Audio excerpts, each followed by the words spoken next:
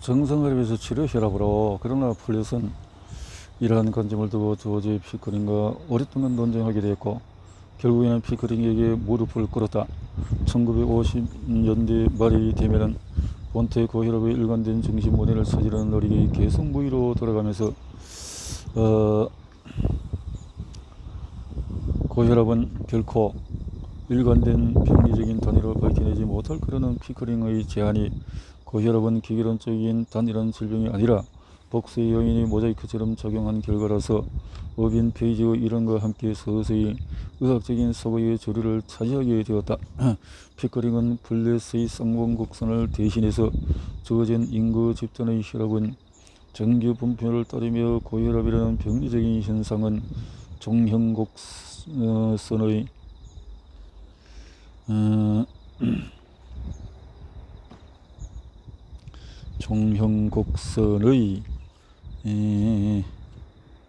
이렇게 1958년 이전에 제한된 고혈압 문턱값은 수축기 확장기로 해가지고 180 저자는 이렇게 1956년도에 이렇게 확장기 수축기 이렇게 주장들이 150, 120까지 이렇게 1920년도 이러한 시각은 생명보험회사들이 수집한 단계별 사망률 곡선에 의해 점차 뒷받침을 받게 되었다. 만약 인구 집단 내에서 혈압의 분포가 연속적이라면 어떤 한계 수치 가령 수축기 혈압이 140이나 확장기 혈압이 90처럼 구분선을 정해 정상과 병리를 나누려는 그 어떤 시도도 임의적이고 이론적으로 불만족스러울 수밖에 없었다. 피커링은 그가 정상혈압과 고혈압 사이의 경계선의 오류라고 부르는 것에 과도하게 의지하는 것을 비판했다. 정상혈압과 병리적으로 높은 혈압을 선명하게 구분하는 것은 전적으로 임의적이며 위리적인 성격이 있다.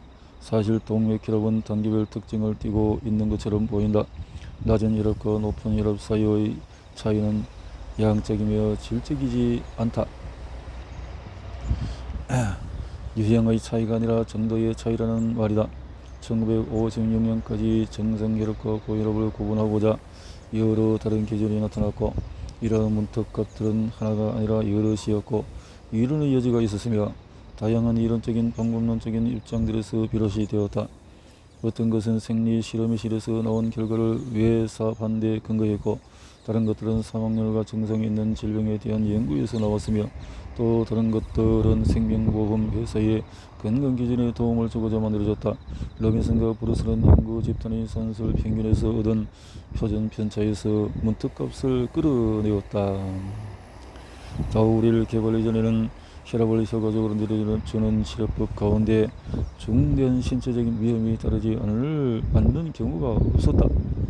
20세기의 질병으로서 고혈압은 수많은 20세기의 치유법을 끌어들였다.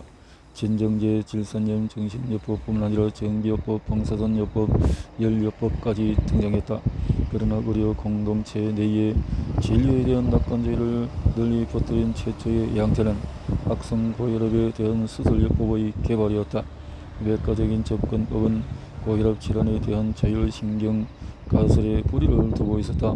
이 이론에 따르면 고혈압은 자율신경계에 있는 교감신경의 싸움, 도주, 그리고 파이트 or 플라이트 요소가 과잉 자극되거나 지나치게 긴장이 이완되어서 생겨났다.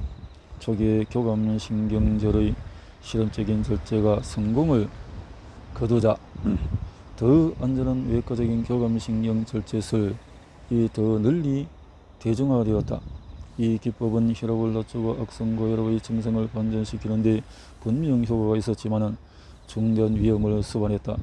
척추 교감신경 절제술은 번거롭고 장시간에 걸친 신경외과적인 절차로 종종 합병증을 수반했으며 교감신경 기능의 제거는 부작용으로 알려진 증상을 일으켰다.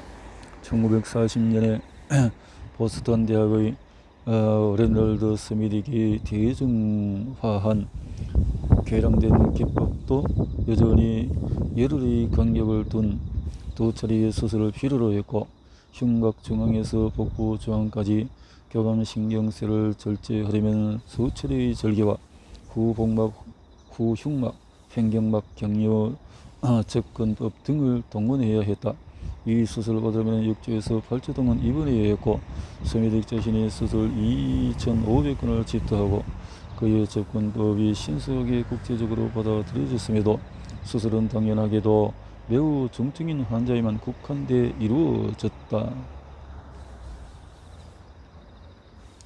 외과적인 접근법을 비교해보면 1940년대와 50년대 내과 치료법은 상대적으로 해가 없었지만 이 또한 자주 중대한 부작용이 따랐다.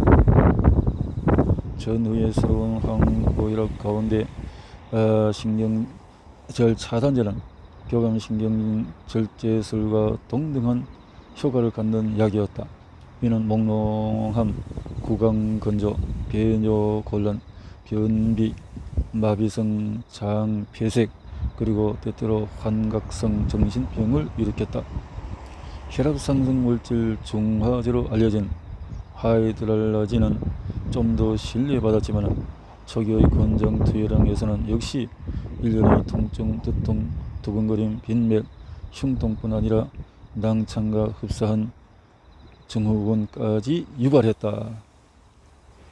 라우얼 피하 화합물은 처음에 고혈압에 대한 안전하고 효과적인 해법으로 각광을 받았지만 이내 그 용도가 좀 더 제한적이고 치료를 위한 투여량에서 흔치 않은 부작용과 연관이 있음을 대체로 밝혔다. 이렇게 부작용들이 끊임없이 있는데도 불구하고 수많은 부작용 속에서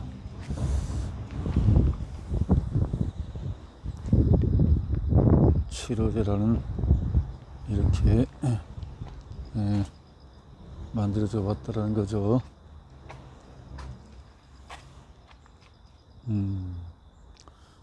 이러한 약제에 대한 최초의 연구는 전시의 과학연구개발국 시바사와 머크사 그리고 고혈압 연구의 핵심 장소가 된 특정 병원들 보스턴 클리블랜드 병원, 필라델피아의 하네만 의과대학 그리고 조지타운 보훈부 서로 협동해서 노력을 기울인 결과였다. 항고혈압 선고자들의 이 작은 네트워크는 엄청난 수의 잠재적인 화합물을 조사했다. 1947년에서 1958년 사이에 에드워드 브라이스는 그의 보스턴 대학의 연구소에서 훈련받았고 조지타운 대학에서 경력 대부분을 벌였다. 고혈압에 대한 잠재적인 약제 30여 개를 평가하는 논문 64편을 발표했다. 대략 2달에 한 번꼴로 새로운 연구를 발표하는 셈이었다. 이 시기에 개발된 또 하나의 치료법도 언급해 둘 필요가 있다. 1940년대 쌀밥 식이요법이다. 일반 외과나 내과 치료보다 덜 극단적인 것처럼 보이지만 캠퍼니의 식이요법 프로그램은 그 나름의 방식으로 극단적이었다.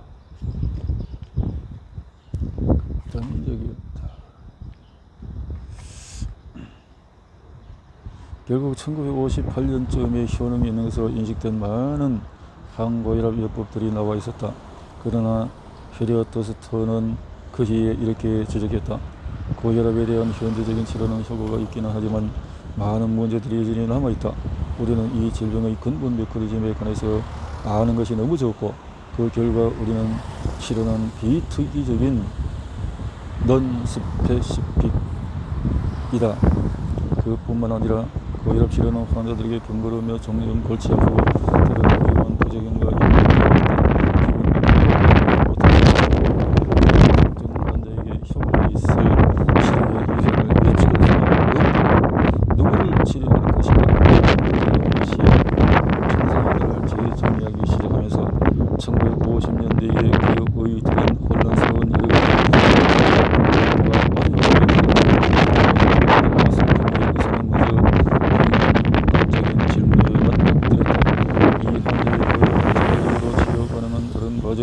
강호도 아드레날린 분비 종양이나 신장의 국가적인 연소, 스트레스 같은 다른 증상인가?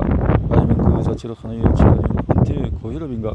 만약 후자의 경우로 고혈압이 원발성 질환이라면 다음 질문은 시간성에 관한 것이었다. 이 환자의 고혈압은 급성 증상 아니면 서서히 진행하는 만성인가? 후자의 범조인 양성 본태 고혈압은 가장 큰 인구 집단에서 찾을 수 있었고 수많은 논쟁의 중심이 되었다. 진단 방식에 따라서 만성 고혈압은 중증, 중등도, 경도 고혈압으로 나눌 수 있었는데 이러한 구분은 증상 징후 혹은 수치에 따른 진단 기준과 대체로 맞아 떨어졌다. 예를 들어서 1956년에 의학 교과서의 한 종에는 다음과 같은 내용이 실려 있었다. 중증 시신경 유두 부종 또는 안저의 연성 산출물 심부전 또는 활동 장애를 일으키는 호흡 곤란 등등 중증도 자심실 비대 징후 뇌혈전 후유증 간장 부전 그 다음에 경도는 125 이하인데 안저 심장 내 신장에서의 혈관소 알레르기 미미한 징후 또는 객관적인 징후 부재 2차적인 원인이나 고혈압의 급반의 증거가 없는 만성 고혈압의 증례를 보면 의사는 이렇게 물었다. 환자의 혈압이 증상이 있는 경우인가? 중증도에서 이렇게 기존 수치인가? 1950년대 말에 치료 가능한 질병으로서의 고혈압은 대체로 증상이 있는 경우로 한정이 되었고 강력한 위험한 약으로 치료되었다. 증상 없는 환자의 경우에는 어떻게 해야 하는지에 관해 분명한 합의가 이루어지지 않았다. 실제로 많은 의학 교과서에서는 증상 없는 단순 고혈압을 그 자체로 질병이 아니라 질병의 개연성으로 여기면서 이렇게 서술했다. 확장기 혈압이 때때로 90을 넘을 경우 고혈압을 의심해 봐야 한다. 이 값을 더 자주 넘을수록 고혈압 진단의 개연성은 더욱 커진다. 1950년대 초에 표현한 교과서 가운데 이렇게 강조했다. 혈압이 얼마나 오르는가에 종종 너무 주의를 기울이는 반면 임상경과 전체에는 충분한 주의를 기울이고 있지 않다. 상승한 혈압 그 자체는 질병이 아니다. 이는 모종의 숨은 질환의 징후다. 1958년에 표현한 환자 교육용 책자 당신의 혈압은 고혈압이 증상 없는 경우 그 자체로는 반드시 질병은 아니라고 설명을 했다. 당신이 정기 신체 검사를 받다가 고혈압임이 드러났다는데 아무런 증상이 없다면 의사는 아마 아무것도 처방하지 않을 것이다. 분명 분별 있게 생활하라고 주문하는 것을 빼면 말이다. 당신은 계속 일할 수 있고 나이를 감안할 때 지나치게 힘들지만 않다면 놀이도 계속할 수 있다. 당신의 몸무게가 많이 나가지 않는다면 의사는 식사나 체중 감량에 대해서 아무 말도 하지 않을 것이다. 당신이 아주 예민하고 신경질적이지 않다면 때때로 가벼운 진정제를 주는 것 말고는 아무런 약도 주지 않을 것이다. 무엇보다 혈압에 대해서는 잊어버리라면서 끝도 없이 계속 혈압을 재보지 말라고 말할 것이다. 진단의 불확실성을 둘러싼 이러한 환경 속으로 던져진 다우릴은 치료 가능한 고혈압의 정의를 넓히는 데서 결정적인 촉매 노릇을 하게 된다.